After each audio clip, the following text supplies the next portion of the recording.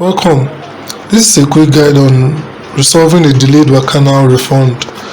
What you have to do is to open your Wakanow app and log into your account.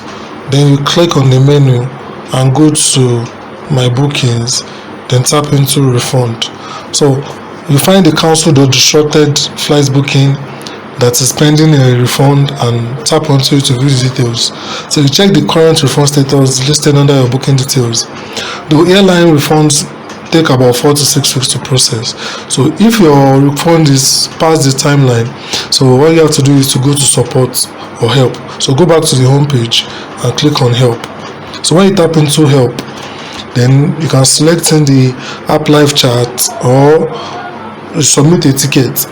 So when you submit a ticket, it's going to ask you to type in your booking reference number and state that your refund is delayed. So as a support agent for the Wakanow instant refund option, if you need your money within 24 hours, that means you have to pay a fee of 10% processing fee. So provide your bank details in the secure chat link sent by the support to confirm and finalize your payout.